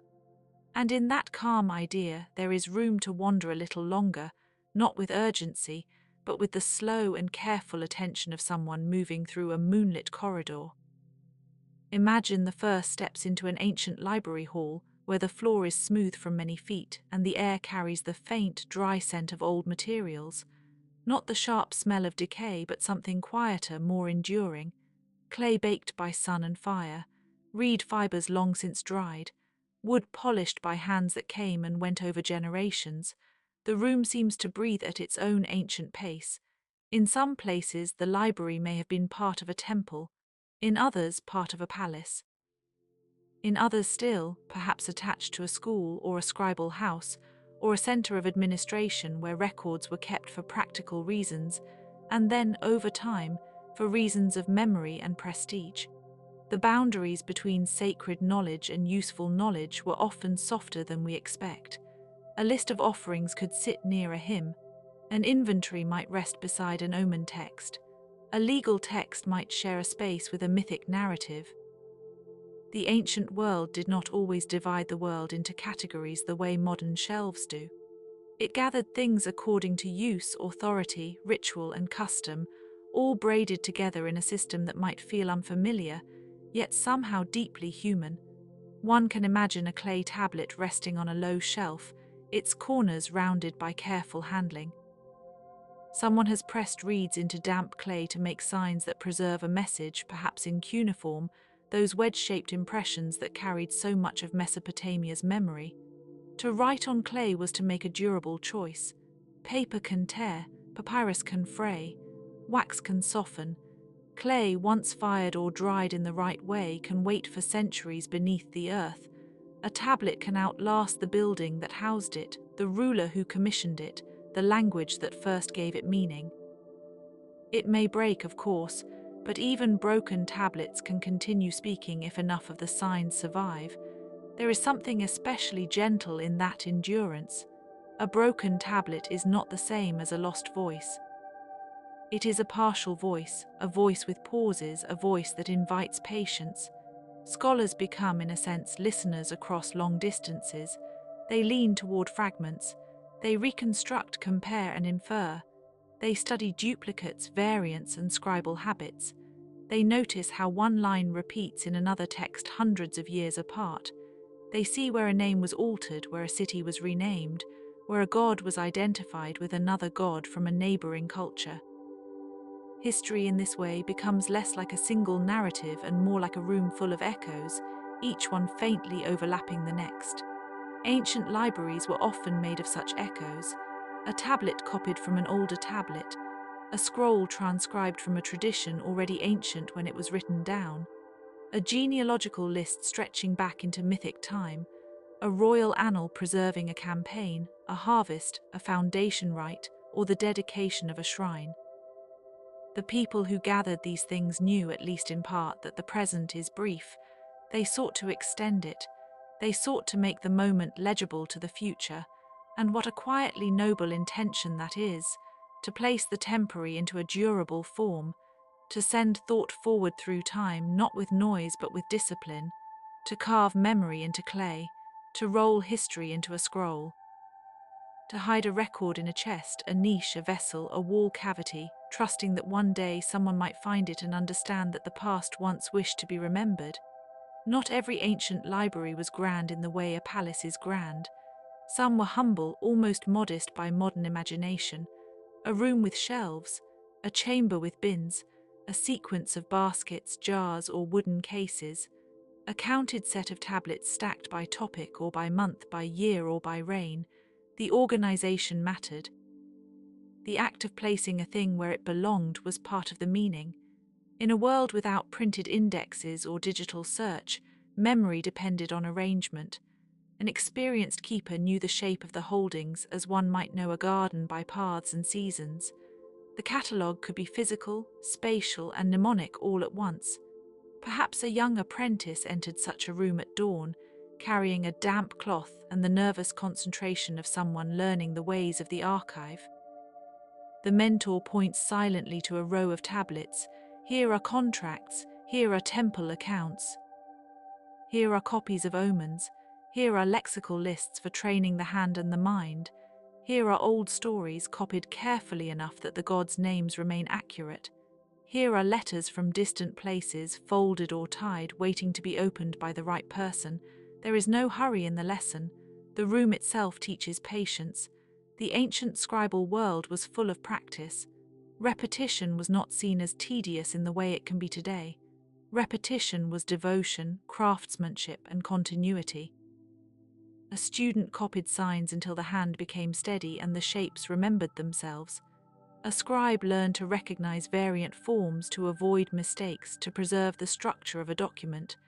The work could be exacting and quiet, and perhaps from a distance it seemed almost meditative.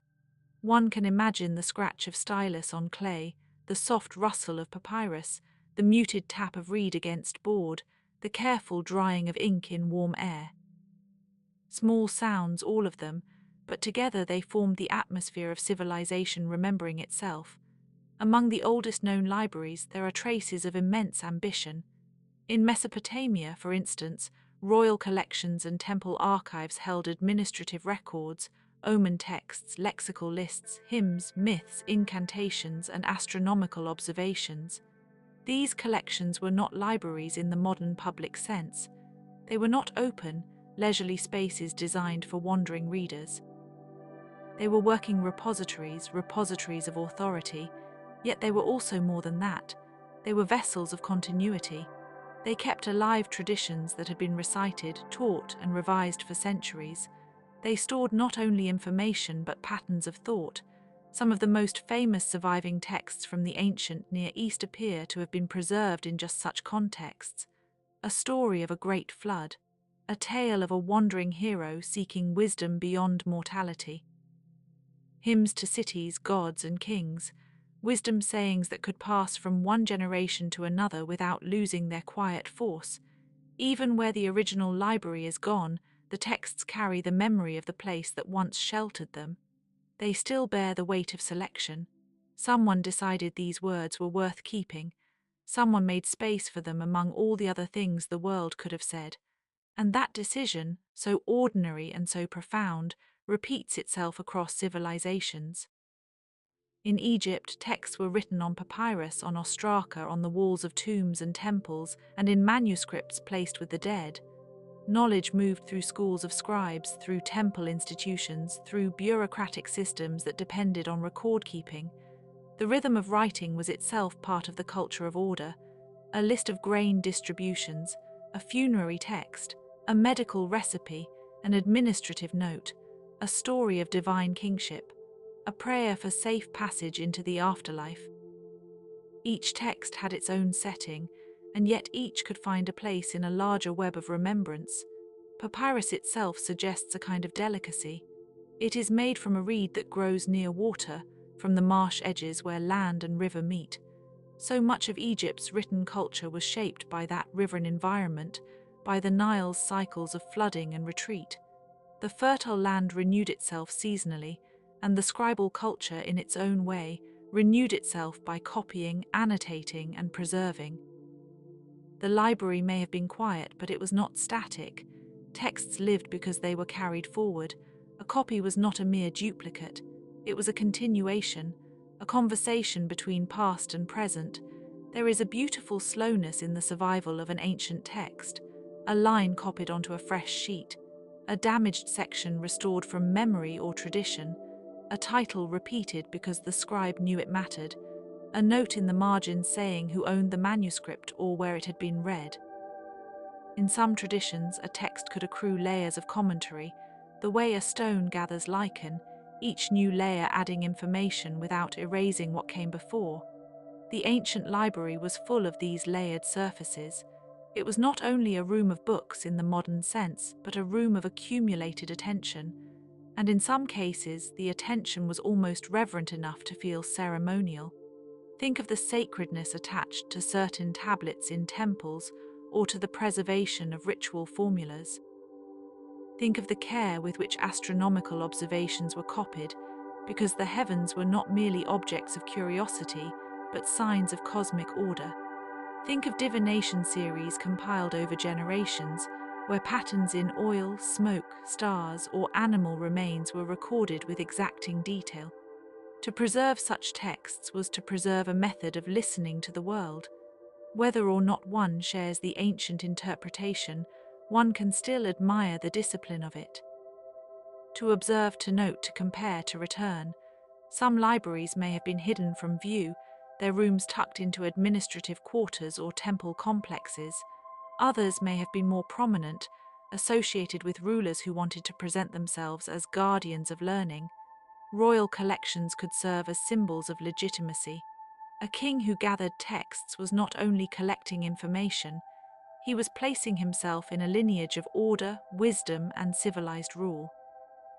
To protect records was to protect the idea of governance itself, and yet the same archives that supported power also made possible later critique, later memory, later scholarship. A document intended for administration can outlive the office that created it. A decree can become a historical artifact.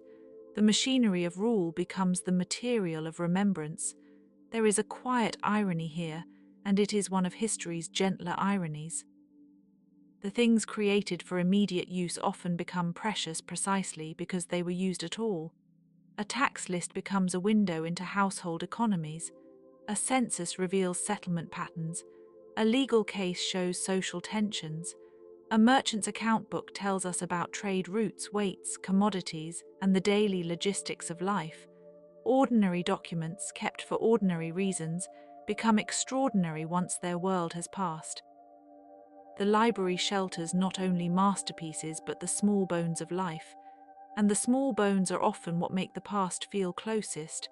A list of household items, a note about a missing goat, a receipt for barley, a letter asking after health, a school exercise with repeated signs and corrections, a complaint about a delay, a promise to send goods, a name written and rewritten.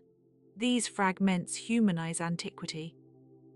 They show that ancient people worried, calculated, waited, apologized, instructed, and hoped. They were not abstractions. They were people living inside the same broad weather of being alive, trying to organize the world before it slipped beyond reach. If the library was a shelter for such fragments, then the keeper of the library was also a kind of quiet guardian of humanity.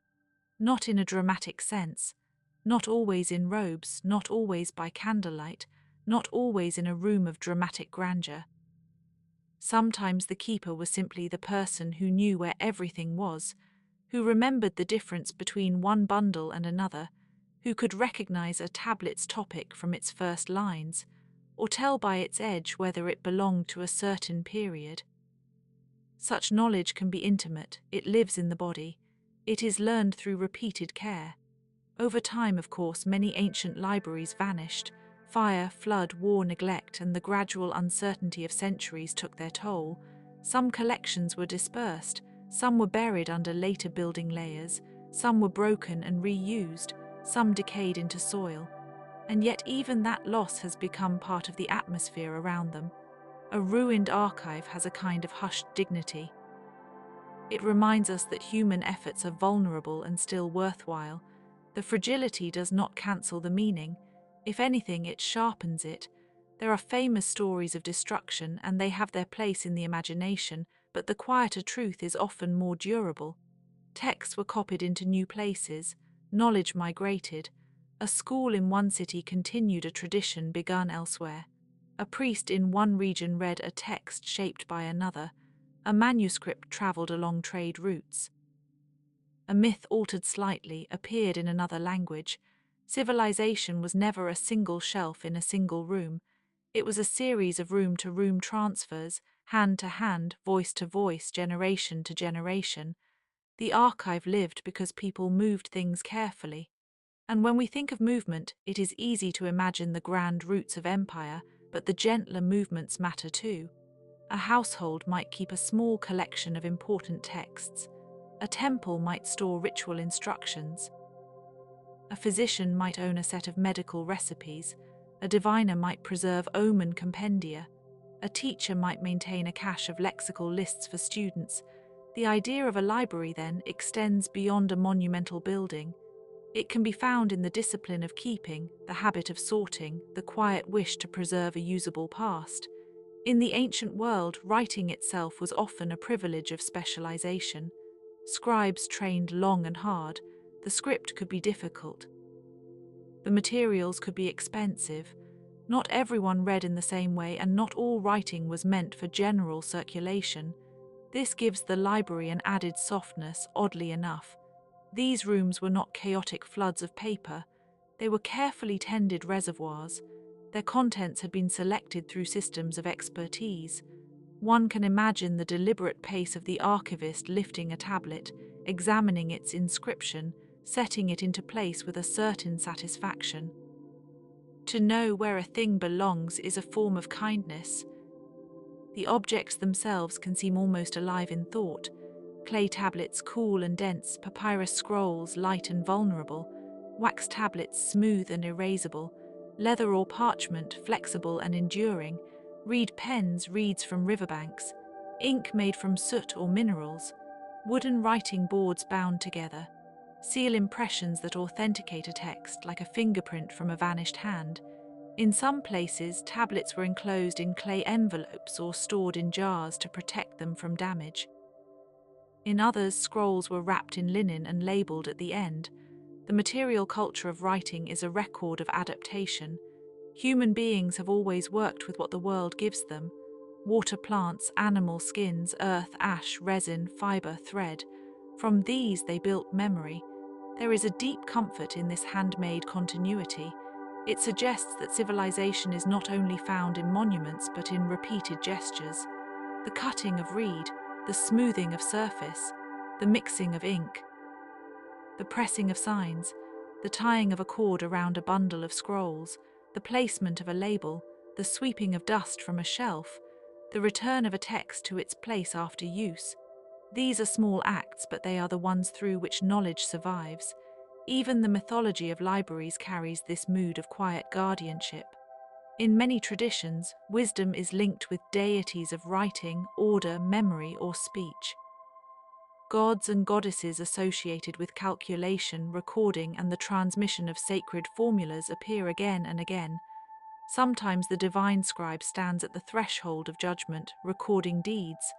Sometimes the keeper of memory is tied to the moon, cycles, and measured time. Sometimes wisdom itself is imagined as something stored, guarded, and dispensed carefully. The metaphors are telling. Knowledge is not just discovered, it is kept, it is protected, it is handed on.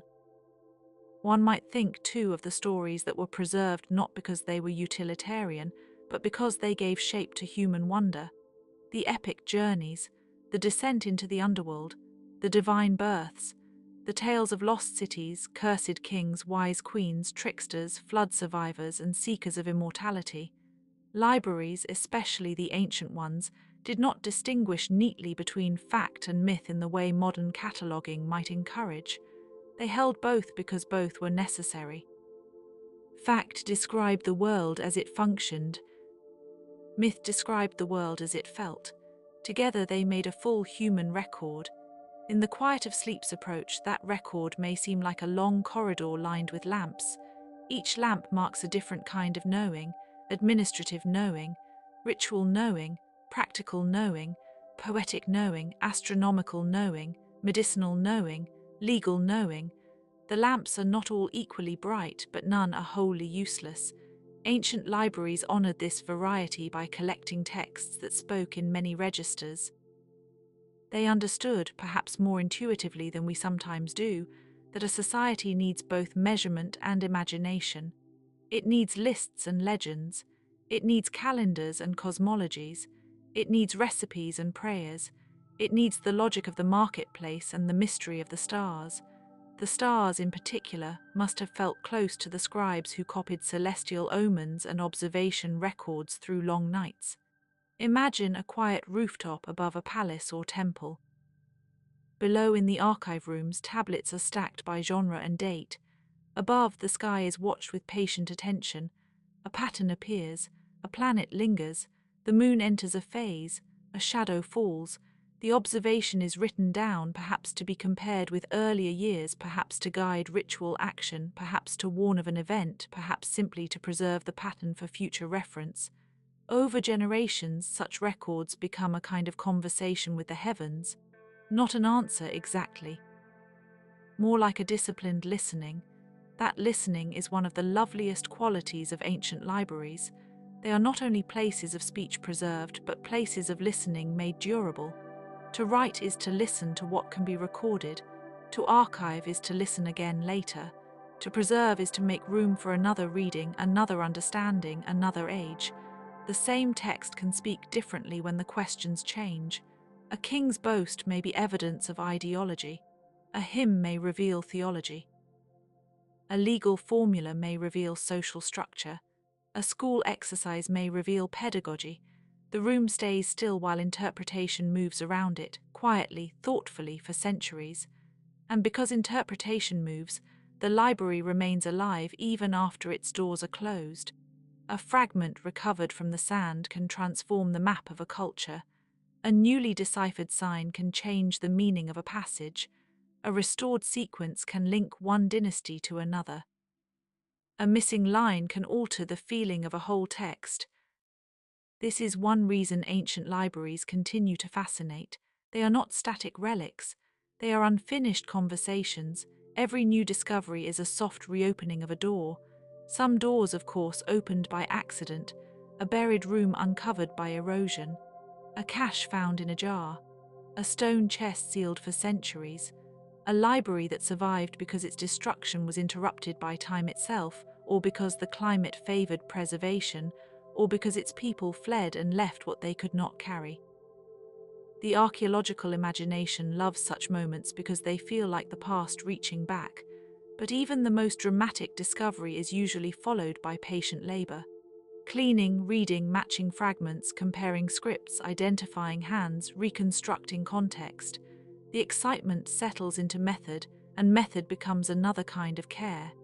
The ancient library hall, then, may be thought of as a place where care took many forms: the care of gathering texts, the care of ordering them, the care of copying them accurately, the care of reading them aloud, the care of teaching them, the care of responding to them, the care of passing them onward. One can almost hear within that silence the layered sounds of intellectual life, a murmur of recitation, the soft scrape of stylus, the tap of a seal, the rustle of a scroll being unrolled, the quiet footfall of a keeper checking a shelf before nightfall. Nightfall is a fitting companion to the archive. Ancient libraries were not always brightly lit spaces. Their work followed the rhythm of available light, day for copying perhaps, or for administrative use, evening for storage, reflection, recitation, and perhaps the final tidying of bundles before lamps were lowered. When darkness came, the room did not disappear. It became inward. Its contents entered a state of rest. This rest is worth imagining. A text does not stop existing when it is unread. It sleeps in its material form, waiting. There may have been a special serenity in this waiting. Consider the tablets packed in crates for transport resting in their straw bedding. Consider scrolls tied with cords labeled and placed in niches. Consider a chest filled with documents whose ink has dried into dark permanence. These are objects at rest, yet not abandoned. Their rest is purposeful. It preserves them for future use. A library at night is like a harbour with all the boats moored. They remain what they are, protected from the wider movement of the world. And the wider movement is always there. Trade routes carrying goods and ideas, conquests changing languages and administrations, religious reforms altering what texts are copied, new dynasties favouring different records, climate shifts affecting how materials survive, fires and floods interrupting continuities. Human history is full of such currents, and yet libraries endure as places where currents slow. They do not stop the river, but they create eddies where memory can settle. In the ancient Mediterranean world, for example, knowledge moved through cities, islands, courts, and sanctuaries. Literary traditions were sung before they were written. Philosophical texts traveled through schools and copyists. Commentaries grew around works once composed for one setting and then studied in another. In the later classical imagination, famous libraries became symbols of universal learning. But beneath the symbol was always the more ordinary truth: rooms, shelves, manuscripts, and the people who managed them. The greatness was real, but so was the dust. Dust, after all, is one of the most honest companions of old books. It settles without prejudice. It marks time without malice. It collects where movement slows. In a library hall, dust can make the light visible, turning the air itself into something softly illuminated. One can imagine beams of morning light crossing between shelves, catching on floating particles, making the room seem almost underwater.